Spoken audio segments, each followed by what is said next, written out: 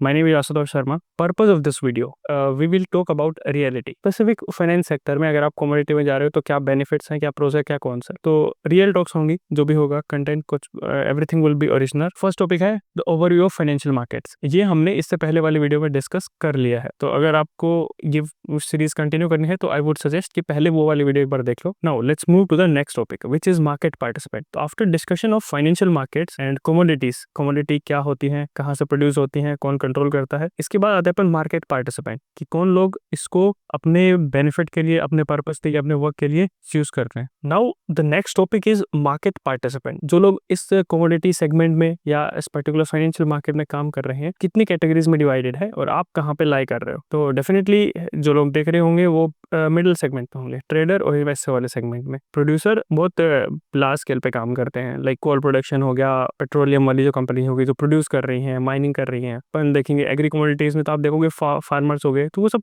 Producer हैं। वो financial contracts को, फाइनेंशियल मार्केट्स को यूज करते हैं टू हेज देयर पोजीशंस। अभी एक थोड़ी टेक्निकल टर्म हो सकती है हेज किसको बोलते हैं, लेकिन during this course you will learn कि हेजिंग क्या होती है और ये कैसे यूज करते हैं। तो सबसे पहला जो यूज है वो प्रोड्यूसर्स के लिए होता है। सेकंड यूज ट्रेडर और इन्वेस्टर के लिए। ऐसा देखो ना, जो फार्मर होता है वो एंड कंज्यूमर को भी नहीं बेचता, वो किसी बीच में डीलर को देता है, then dealer it provides to end consumer. वो डीलर जो है वो ट्रेडर ही है। व्हाटएवर क्या होता है, जब आपकी जो इन्वेस्टमेंट है वो थोड़ा लॉन्ग चली जाएगी तो इन्वेस्टमेंट सेगमेंट में चला जाएगी और वो कमोडिटीज में इन्वेस्ट करके भी छोड़ते हैं, लाइक प्रीशियस मेटल्स हो गए, गोल्ड, सिल्वर और इन सब में। Now the second category is trader और इन्वेस्टर। इसमें क्या होता है, अलग अलग ट्रेडिंग स्टाइल्स होते हैं। इफ यू आर ट्रेडिंग कि आपने आज खरीदा, आज शाम को बेचना है, तो this is intraday trading, same day का ट्रांजेक्शन होगा। इसमें आपको कुछ बेनिफिट्स मिल जाते हैं, उस बेनिफिट के साथ कुछ प्रोज एंड कॉन्स भी आते हैं। दूसरा सेगमेंट है, उसमें हमने देखा कि डे ट्रेडर होते हैं, कुछ शॉर्ट टर्म ट्रेडर होते हैं। आप जैसे इन्वेस्ट कर रहे हो for 1 month, 2 month, 1 week, 2 week, तो आपका शॉर्ट टर्म हो गया, पोजिशनल ट्रेडिंग है। ठीक है, इनको पोजिशनल ट्रेडर भी बोलते हैं और शॉर्ट टर्म ट्रेडर भी बोलते हैं। तो वो लोग भी क्या करते हैं, मार्केट में इन चीजों का बेनिफिट उठाते हैं। किसका? प्राइस डिस्टर्बेंसेस का। उसमें क्या होता है कि प्राइस अभी कम है, आपको लग रहा है प्रोजेक्शन कि नेक्स्ट 1 मंथ में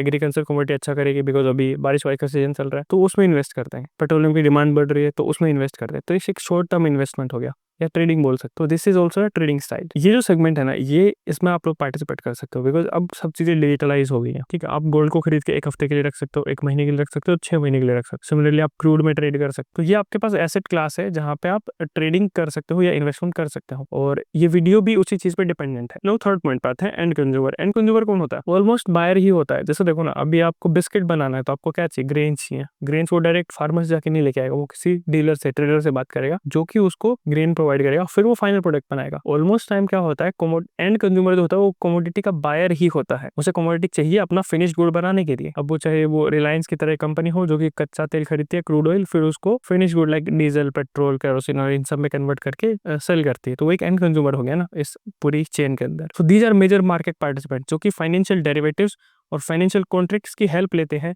अपने। जैसे किसी ने, फार्मर को लग रहा है कि प्राइस अभी जिस प्राइस को उसने डील करी है फसल की, लग रहा है यहाँ से प्राइस ज्यादा और ऊपर जा सके, लेकिन उसने तो डील कर दिया, अभी उसको नुकसान हो गया, तो वो क्या करेगा? वो 10% मार्जिन देके एक कॉन्ट्रैक्ट खरीद लेगा। जैसे 1000 रुपए की चीज है तो वो 100 रुपए देके एक कॉन्ट्रैक्ट लेके आएगा अपने घर के। 100 रुपए का जो कॉन्ट्रैक्ट है उसकी वैल्यू होगी 1000 रुपए के बराबर। अभी अगर प्राइसेस में चेंज आ रहा है तो वो 100 रुपए के ऊपर जो चेंज आएगा ना, वो उसको मिल जाएगा। तो उसका क्या हुआ, उसको नुकसान नहीं हुआ कि भाई मैंने तो खरीदा था, जिस रेट पे बेचा उस पे तो सेल हुआ ही नहीं, एक जो ग्रोथ थी वो भी मिल गई उसको। तो इस तरीके से इसी को हेजिंग बोलते हैं एक तरह से। तो ये डिफरेंट टाइप के फॉर्म्स होते हैं। अभी ट्रेडिंग जो है वो मल्टीपल लेवल्स पे होती है, HNIs लेवल पे होती है, हेज फंड्स करते हैं, म्यूचुअल फंड्स हो गए। फिर जो बॉटम पे आते हैं वो होते हैं इंडिविजुअल्स या रिटेल ट्रेडर्स। डेफिनेटली जो व्यूअर्स होंगे वो रिटेल ट्रेडर या रिटेल सेगमेंट में ही लाई करते होंगे। अब उन लोगों को क्या स्ट्रक्चर फॉलो करना चाहिए आगे काम करने के लिए, उसके ऊपर चलते हैं। सबसे पहले डिफाइन करते हैं पर्पस क्या होता है किसी भी बंदे का अगर वो ट्रेडिंग या इन्वेस्टमेंट में जा रहा है। तो एक बहुत ही क्लियर पर्पस होता है, एक सोल पर्पस जो किसी का होगा राइट सेगमेंट में आने के लिए, वो है पैसा बनाने का। Making money is the only purpose of somebody who wants to become a trader और इन्वेस्टर। और उससे अलग कोई कुछ बोल रहा है, क्लियर झूठ बोल रहा है। ठीक है, आप इस चीज को याद रखो कि इफ समबडी इज कमिंग, आप भी ये वीडियो देख रहे हो, कुछ सीखने के लिए देख रहे हो स्टार्टिंग में, लेकिन अल्टीमेट गोल तो पैसा बनाना है इस चीज का। तो इन चीजों से डिवेट ना हो गया। अगर हमारा पर्पस नहीं है तो हमें उसी चीज पे फोकस करना चाहिए, but we should have a process. उसके लिए स्ट्रक्चर है, एक पूरी वे है फॉलो करने का। अपन उस चीज को डिस्कस करेंगे। बिफोर गोइंग अहेड, उस स्ट्रक्चर को जानने से पहले you have to know yourself, who are you. Because होता क्या है ना, आपको नॉलेज होगी, नॉलेज बहुत लोगों को होती है। Learning to knowledge is a different thing, but learning to action is completely different thing. आपको यहाँ पे जो चीज सीख रहे हो उसको एक्शन में कन्वर्ट करना पड़ेगा। You have to take actions. Knowledge रख के आपको पैसा नहीं आने वाला है। तो उस चीज को ध्यान रखते हुए सबसे पहले आप अपने आप को जानो कि आप उस फील्ड के लिए रिलायबल हो भी या नहीं हो। आप ट्रेड करने जा रहे हो, आप इन्वेस्ट करने जा रहे हो, क्या आपका उतना रिस्क एपेटाइट। तो उन सब चीज़ों के एनालिसिस के लिए मैंने नेक्स्ट स्लाइड के अंदर स्वॉट एनालिसिस डाला है। स्वॉट is simply strength, weakness, opportunity and threat. इससे आप एक बार खुद की एनालिसिस करो कि ये कुछ क्वालिटीज हैं, ये आपके अंदर है या नहीं है, then you should continue in this. Otherwise I don't think कि one should go for this field like trading और इन्वेस्टमेंट फील्ड। सो पहला टॉपिक डिस्कस करते हैं, स्ट्रेंथ। स्ट्रेंथ में आपको क्या क्या आना चाहिए? बेसिक फाइनेंस पता होना चाहिए, कमोडिटीज के बारे में पता होना चाहिए, मार्केट्स के बारे में पता होना चाहिए, मैथमेटिक्स मस्ट है, ये मस्ट हैव। स्ट्रेंथ के अंदर जो चीजें आ रही है वो मस्ट हैव है। ये अगर आपके अंदर है then you should continue to learn these things, otherwise just do whatever you are doing, avoid this. Third one is analytics, कि आप एनालाइज कैसे कर सके हो। आपका एक सेकंड ऑर्डर थिंकिंग होनी चाहिए आपके अंदर। अगर किसी जियोपॉलिटिकल इशू हो रहा है कोई, तो how crude will get impacted, how gold will get impact. तो इन चीज़ों का अगर आपको आइडिया नहीं है, आपका एनालिटिकल माइंड नहीं है, just go away from trading and investing, because यहाँ पे डिसीजन मेकिंग और बहुत सारी चीजें आएंगी आगे भी। वीकनेस, अगर आप लेजी हो, प्रोक्रास्टिनेट करते हो चीजों को कि आज नहीं कल कर लेंगे, कल कर लेंगे, then it is also not for you. Why? ऐसा समझो ना कि अगर आपको कल सुबह उठ के 9 बजे से काम करना है, then you have to be prepared.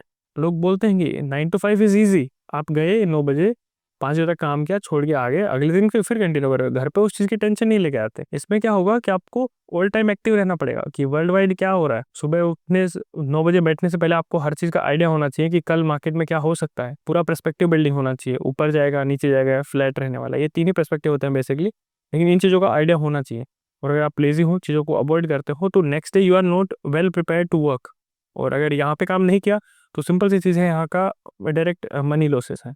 Grid and fear, ठीक है। Greed and fear is a psychological point. ये डिपेंड करता है person to person. You know yourself, and if you don't know, just meditate और कुछ भी करो, अपने आप को थोड़ा जानो कि आपके अंदर ये चीजें हैं, तो अवॉइड करो इन चीजों। लो कॉन्फिडेंस, या देखो न्यूज जो आती है वो सबके लिए आती है, एनालिसिस उसके सब अलग तरीके से करते हैं और एग्जीक्यूशन सब अलग तरीके से करते हैं। दैट्स द रीजन कि होता क्या है, उसमें एक बंदा पैसा बना रहा है, एक बंदा पैसा गवा रहा है। तो this is just because of analytical mind. And second thing is low confidence, because कई लोगों को क्या होता है, एनालिसिस सही भी होती है तो भी वो एग्जीक्यूशन नहीं कर पाते हैं अच्छे से। This is because of confidence. अगर कॉन्फिडेंस है, आपको लग रहा है कि ऊपर जाएगा, तो आप एग्जीक्यूट करो। ब्लाइंडली मत करो, कैलकुलेटेड रिस्क लो, रिस्क कम लो, लेकिन एग्जीक्यूट करो, उससे कॉन्फिडेंस बिल्डअप होगा। ये वीकनेसेस नहीं होनी चाहिए। अपॉर्चुनिटी, देखो market is completely variable, uncertain, ठीक है, वोलेटाइल, कभी भी कुछ भी हो सकता है। Then you have to be aware and your mind should be very sharp कि आप हर अपॉर्चुनिटी को ग्रैब कर सकते। मार्केट रिलेटेड इवेंट एनालिसिस, अब क्या होता है ना, कुछ इवेंट्स रिपीटेड होते हैं। जैसे हर वेडनेसडे को इन्वेंट्री आती है क्रूड ऑयल की। एंड देन अपॉर्चुनिटी में second point is repeated event analysis. बहुत सारे इवेंट्स हैं जो मार्केट में रिपीट होते हैं। रिपीट होने का मतलब ये नहीं कि वो स्पेसिफिक, जैसे क्रूड ऑयल की इन्वेंट्री आती हो, हर वेडनेसडे को आ रही, सप्लाई डिमांड देखना होता है, EIA रिपोर्ट्स आती है। तो इन चीज़ों का अगर आपको एनालिसिस बहुत अच्छे से आ गया, then you can grab opportunities. तो अगर ये चीज़ भी आपको सीखनी पड़ेगी, सिंपल सा कॉन्सेप्ट है। थ्रेट दो ही है, अनसर्टेनिटी है और दूसरा है मैनिपुलेशन। इक्विटी मार्केट में जाओगे, छोटे किसी मार्केट में जाओगे, तो वहाँ पे मैनिपुलेशन पॉसिबल है, इसमें कोई डिनाई करने वाली चीज़ें हैं, इसलिए मैंने इसके ऊपर स्टार लगाया हुआ है, ठीक है। कमोडिटीज करेंसी बहुत बड़े स्केल की मार्केट है, यहाँ पे अगर मैनिपुलेशन हो रहा है तो बहुत बड़े स्केल पे होगा। बड़े बैंक्स इन्वॉल्व होंगे, HNIs होंगे, अल्ट्रा HNIs होंगे, HNIs नहीं बाय द वे। तो इसी पे ध्यान रखना है कि मैनिपुलेशन होता है, ऐसा कुछ नहीं है कि मार्केट बहुत क्लियर है, क्लियर कुछ नहीं है।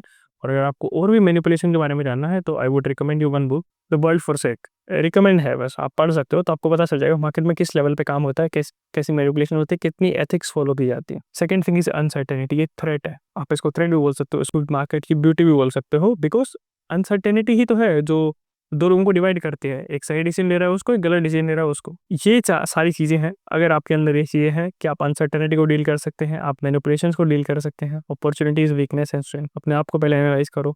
अगर आप इन चीज़ों में बेस्ट कर सकते हो, then you should go ahead. This is very clear and simple advice to everyone. Now come to structure, जो हमारा थर्ड टॉपिक था कि स्ट्रक्चर वे में कैसे काम करना है। स्ट्रक्चर में सबसे पहली चीज़ क्या चाहिए, आपको सेटअप चाहिए।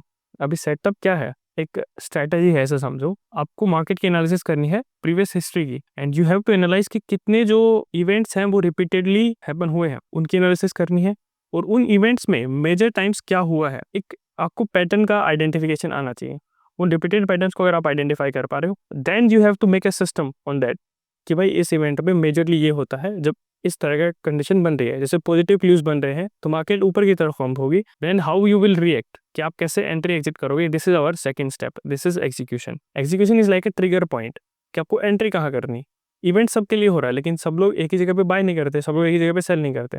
बहुत से लोग तो गलत डिसीजन लेते हैं, यहाँ पे बाय करना होता है वहाँ पे सेल भी करते हैं। तो एग्जीक्यूशन जो है ना वो प्रॉपर होना चाहिए। सेटअप समझ आ गया, रिपीटेड पैटर्न्स आपने आइडेंटिफाई कर लिए, now it's time to make a entry. Entry के लिए सिंपल सा इतना ध्यान रखो कि आपको हाई प्रोबेबिलिटी की तरफ जाना है। अगर एक इवेंट की होने की प्रोबेबिलिटी हायर है तो आप उस साइड एंट्री का फॉर्मेशन करो। अगर आपको लग रहा है कि नहीं कुछ अगेंस्ट आ सकता है, then reduce your position size. अगर आप 100 क्वांटिटी खरीद रहे हो, वहाँ पे 50 ही खरीदो। रिस्क को ओवरफ्लो मत होने दो, अदरवाइज कंट्रोल नहीं कर पाओगे चीज़ों में। रिस्क ओवरफ्लो ना होने के लिए थर्ड स्टेप आती है रिस्क मैनेजमेंट। अब रिस्क मैनेजमेंट ऐसा मत समझो कि आपके मार्केट अगेंस्ट आ रही तो ही आपको करना है, नहीं। रिस्क मैनेज ऊपर की साइड भी होता है, दोनों तरफ से आपको हैंडल करना होता है। अज्यूम करते हैं कि आपने इवेंट को आइडेंटिफाई किया, आपने एंट्री करी, एंट्री के बाद मार्केट आपके फेवर में आ गया पहला केस लेप में, तो आपको क्या करना है, अब एक अच्छा सा एग्जिट पॉइंट चाहिए।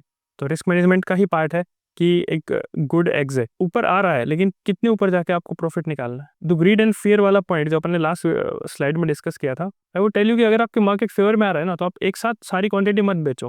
अगर आप बेच रहे हो मतलब कहीं ना कहीं आपके अंदर फियर है अभी भी उस चीज़ को लेके। ठीक है, आपने 100 क्वांटिटी खरीदी, 100 को एक साथ सेल कर दिया, मतलब आपको डर था कि प्राइस के नीचे ना गिर जाए। अगर आपकी रिसर्च प्रॉपर है तो you will continue your positions. You have to exit partially. 100 खरीदी है, आपको लग रहा है कि एक अच्छा खासा लेवल अचीव हो गया, 70% एग्जिट कर दो, 30% छोड़ दो एक बार के लिए। बिकॉज अगर मार्केट अपॉर्चुनिटी देगी ना तो 30% इतना पैसा बना देगा जितना 70% ने नहीं बना के दिया होगा। And it also deals with your mind कि आप कितना मेंटली स्ट्रांग हो, साइकोलॉजिकली कितने वेल बिल्डअप हो। ये हो गया अपर साइड के लिए। अज्यूम करते हैं कि आपने खरीदा और मार्केट वहां से नीचे गिरने लग गया। अब आएगा फियर वाला फैक्टर। फियर में क्या होता है, अभी आपको क्लियर लॉस दिख रहा है आपके स्क्रीन के ऊपर।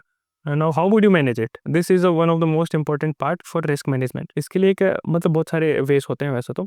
बेसिक जो दो लॉस आई थिंक ऑलमोस्ट लोग जानते होंगे, स्टॉप लॉस कि अपने लॉस को एक जगह पे जाके रोक दो, दूसरा हेज कर दो अनटिल अनलेस डायरेक्शन क्लियर नहीं होती है। तो हेजिंग वाला कॉन्सेप्ट में भी समझ नहीं आएगा। स्टॉप लॉस का बता देता हूँ। क्या करते हैं हम, ये देखते हैं एक लेवल आइडेंटिफाई करते हैं मार्केट में। आपने 100 रुपये पे खरीदा, मार्केट क्या हो रहा है, 90 रुपये से नीचे नहीं गया है पिछले 1 साल से 1.5 साल से। तो हम क्या करेंगे, अगर 90 का लेवल भी टूट गया तो हम समझ लेंगे कि मार्केट और नीचे गिर सकता है। What you have to do, 90 के ऊपर अपना लॉसेस रोक दो। अगर वहां से भी कंटिन्यू गिर रहा है तो you should cut your positions. Same चीज यहाँ पे भी फॉलो करनी है, पार्शियल पोजीशन कट करनी। सारा का सारा बाहर नहीं जाना है। 100 में से 50 बेचो, 50 को होल्ड करो। बहुत बार ऐसा होता है कि वो आएगा 90 को टच करेगा, थोड़ा और नीचे जाएगा, लेकिन वापस बाउंस बैक होकर ऊपर की तरफ आ जाएगा। दिस वाज मैनिपुलेशन, जो कि स्वॉट एनालिसिस में थ्रेड का पार्ट का। फाइनली अगर आप ये स्ट्रक्चर को फॉलो करते हो, एक प्रॉपर सिस्टम बिल्डअप करते हो, एक प्रॉपर एंट्री डिफाइन करते हो, पूरा रिस्क डिफाइन करते हो, अल्टीमेटली आप एक ही चीज मिलेगी, पैसा। या तो वो अगर हर चीज एकदम स्ट्रक्चर्ड वे में गई है तो पैसा बन जाएगा। अगर कहीं पे भी कुछ फॉल्ट हुआ है तो यहाँ पे कुछ कोई काइंडनेस कुछ नहीं है, आपका पैसा चला जाएगा। एक चीज और, ये जो मार्केट है इसमें raw material is money and finish good is also money. तो इस चीज का ध्यान रखना, जाएगा तो आपका पैसा ही जाएगा और आएगा तो भी पैसा ही आएगा। Discipline one of the most important thing I had mention here. Discipline and proper way of working is must in trading. अगर वो चीज नहीं है तो अवॉइड कर दो, कोई जरूरी नहीं है, कुछ और कर लो। लास्ट ये स्लाइड में मैंने कुछ चीजें मेंशन करी हुई है। अगर आप मार्केट में काम कर रहे हो तो आप थोड़ा डाटा को एक बार ऑब्जर्व कर लो कि कितने लोग पैसा बना रहे हैं, कितने लोग पैसा गंवा रहे हैं, एंड आइडेंटिफाई योरसेल्फ कि आप कहाँ कौन से परसेंटेज में लाई कर रहे हो। अगर मार्केट में 100 लोग हैं तो आप स्क्रीन पे देखो 93% are losing money, only 7% are making money. अब ये देखो 93 लोगों का पैसा वो 7% लोगों में डिस्ट्रीब्यूट हुआ है। That means they are making good amount of money, but 93% are losing. वो क्यों लूज कर रहे हैं, बहुत सारे रीजन हो सकते हैं। ठीक है, मल्टीपल एस्पेक्ट्स हैं, कुछ एस्पेक्ट्स हमने डिस्कस किए, but I would suggest you अगर आप इस स्ट्रक्चर को फॉलो करेंगे ना तो you can lie in 7%। May be आप पैसा कम बनाएंगे लेकिन बना लेंगे, एटलीस्ट 93 में तो रिलाई नहीं करेंगे। सो ये ऑफिशियल आर्टिकल्स है बिजनेस स्टैंडर्ड के, इकोनॉमिक टाइम्स के। इनकी लिंक मैं मेंशन कर रहा हूँ डिस्क्रिप्शन में, आप वहाँ से इन पूरे आर्टिकल्स को पढ़ सकते। एक वीडियो भी है बिजनेस स्टैंडर्ड का, वो भी मेंशन कर देता हूँ। Now let's have a look on data. 2024 से लेके 2022 से लेके 24 के 2 साल का डाटा डिस्कस करते हैं। इंडिया के अंदर जो लोग एफएनओ सेगमेंट पे ट्रेड करते हैं, फ्यूचर्स एंड ऑप्शंस में, डेरिवेटिव्स ही बोलते हैं इनको, लेकिन वो इक्विटी सेगमेंट की बात हो रही है यहाँ पे। 50,000 करोड़ रुपए का नेट लॉस है। उसमें से डिवीजन कैसे है, 25,000 करोड़ तो उन्होंने ब्रोकरेज दी है ब्रोकिंग फर्म्स को।